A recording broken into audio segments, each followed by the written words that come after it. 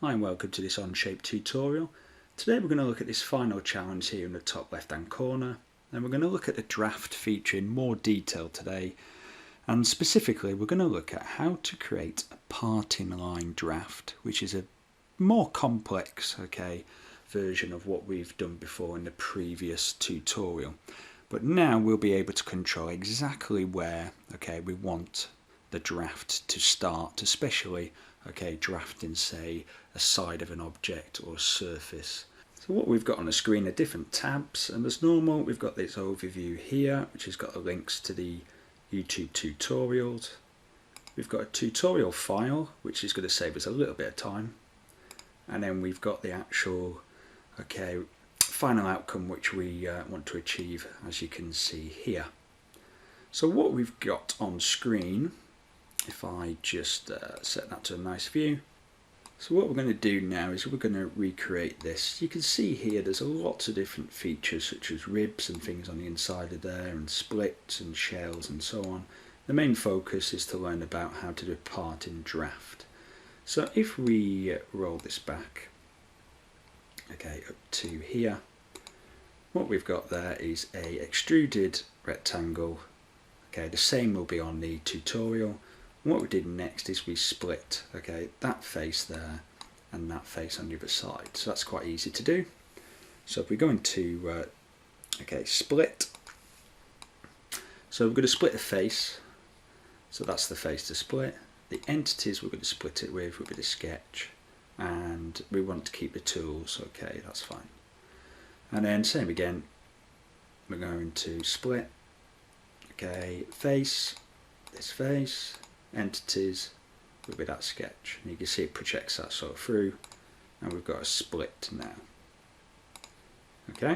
So that's the best way of doing it. It gives us a bit more control over what we're going to do next.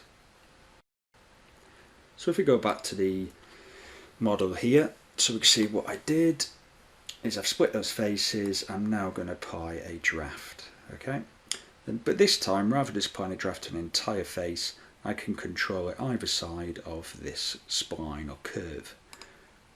So if we go into draft and go to parting line, pull direction, that surface there, the parting edge will be this one here.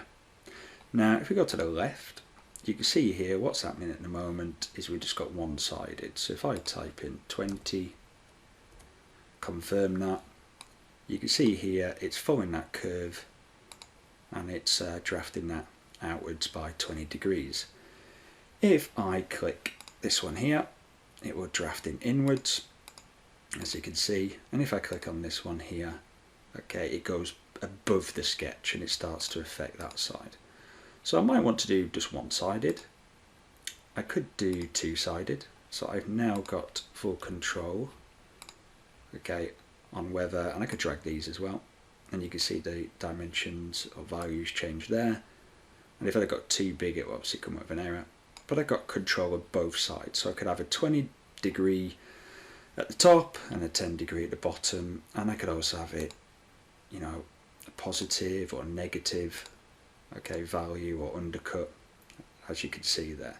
The other option is symmetric, which means it applies the same degree above and below that curve, as you can see. And if you click the tick, as you can see there, we've created quite a complex draft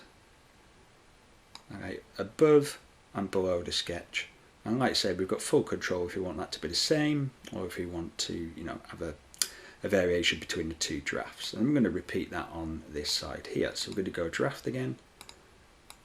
Move that out of the way. So parting line, pull direction, top, parting edge, this edge here. And if we go to the angle, again we've got one-sided. You'll see that if I zoom out. I can go sort of negative, undercut, I can have that sticking out, and again I could go above or below the sketch, and I've got control of symmetry and two sides, so I'm going to go symmetric and undercut, like I have 20 degrees on both, like so. So very quickly Okay, very simply, we've applied a parting line, okay, draft on both sides of that object. So what we're going to do now is just apply a few more features, okay, to this design to, you know, show a few more details and a bit more of a challenge to this tutorial. So we go back to this, okay, model here, and we bring that forward. You can see I've applied those drafts there. Let me just turn off the sketch. There you go. So that's what we've got in a moment in my tutorial. I'm now going to apply a shell, and the shell is, let's have a look, so 3mm internal shell, and it's hollow, so I'm not removing a face, for example. So that's easy to do. We just go to shell, hollow, and I tend to choose the part here. Okay, and we can type in the size there. So you want it internal rather than external. That's external, that's internal. Okay, and we could prove that we've hollowed that out, or shelled it out, by doing a cross section like that, which is quite cool. So that's hollow now, so that's a hollow object. So what I did next, okay, let's have a look. So we've got a sketch in the middle, and then I've extruded the surface. So if we go to the front, okay, actually we could probably turn on, to save a bit of time, okay, if I turn that sketch on, go extrude, and surface, just like that. So rather than wasted time by tracing it like I did on my last one, I'm going to do, let's have a look, symmetric, and say 50.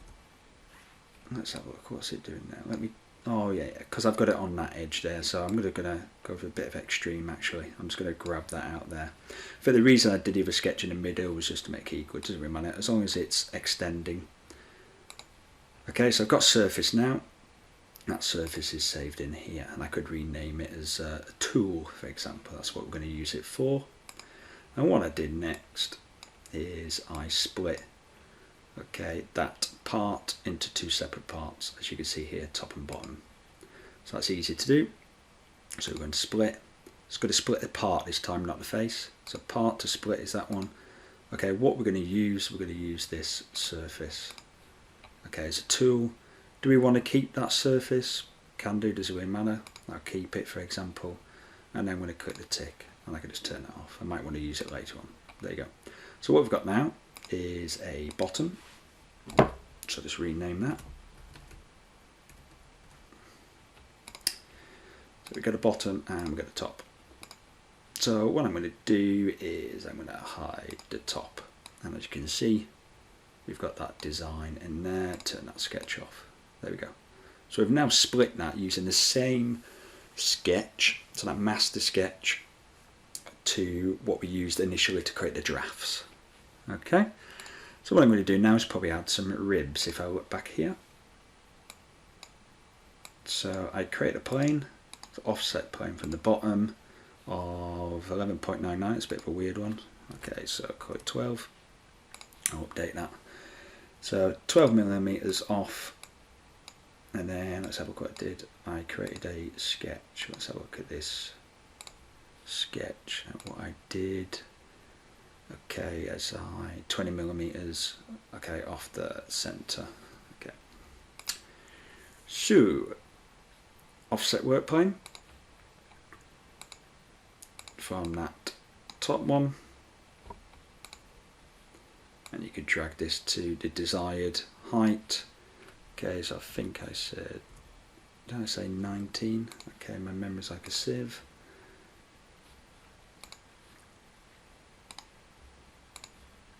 Okay, didn't say 19, did I? I said 12.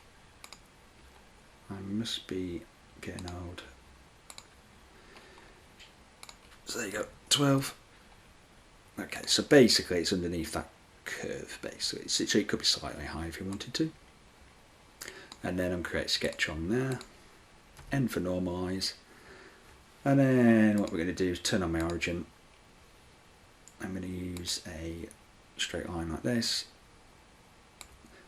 I don't need this line to be touching. Okay, we can have a look at that later.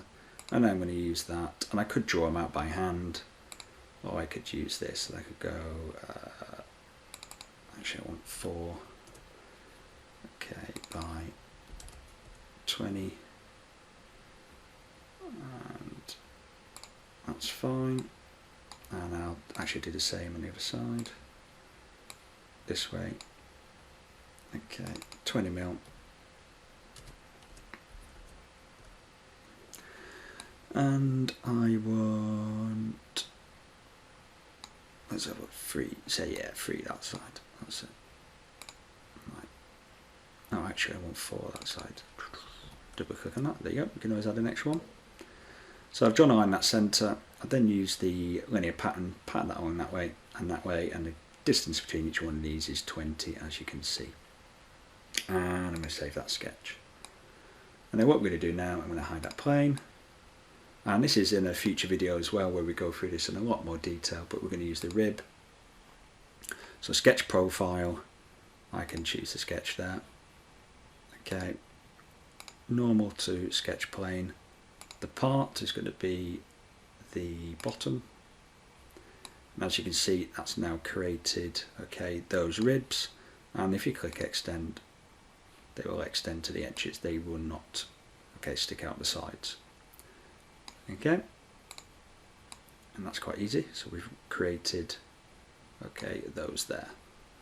So probably, if I remember right, I'm going to do the same in this one. If we go to isometric, let's have a look what we've got next. So yeah, I did that. I then created ribs. Okay, so what did I do next? So let's have a look. So again, I created an offset plane from the surface, 8.5 millimeters. Okay, from the top. So let's have a look what we've got. Yeah. So I've just created a work plane from that, 8.5 millimeters. So if you see here, so basically it's not going past that curve, so it could be slight, or that point.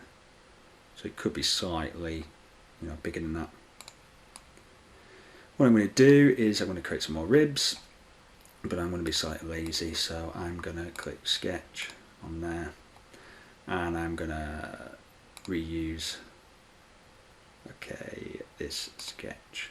Now I'm going to, oops, my mouse is wanting to, well, I'm going to click that. I'm just going to trace these because I want it to be the same. But it's projecting that now and creating a sketch on the work plane that I've just created, you see. So that's a good tool to use. So the one, okay, I've just lost it now, my eyes. Oh, because I've gone out of sketch, sorry. If you're in a sketch, you could use that on there, convert or project. Especially if you're a Fusion user, you probably used that before. Again, go to rib thickness. I'll just set it, that's fine. I can click these individually like I did before. You click the entire sketch. Okay, just something fascinating by clicking those and satisfying. Part, that's the part. We don't want parallel, we want normal too. And then if I click that option there, extend, you'll see those extend up to the edges. So I'll just take that off, there you go, and then voila. Tick. So I've now got, if I hide, okay, let's just hide that, hide all planes, there you go, and hide my origin, the origin is floating around, and turn that back on. So what I've got now is, if we have a look, let's go for a cross section again. We've got this hollow design, and then you can see top and bottom we've got these little ribs which might be added there for, to say, all different components or increase the rigidity of that part. And we'll do some future tutorials and videos of designing, you know, parts of plastic processing. Okay, and then let's see if I did anything else. No, that's it. Okay, And again, you could go on and add extra different features to this. You could add some maybe slight fillets or chamfers and things like that. But there you go. So the main thing we learned about in there was to create, okay, in the main part of the video was to create a draft, okay, using a parting line. So as you can see, I decided to do something slightly different and use the curve. So hopefully you can have a go at that and learn something from that. Thanks for watching, and if you found this content helpful, please click like and subscribe, and also check out any other resources and videos created using the links in the description. I'll see you on the next one.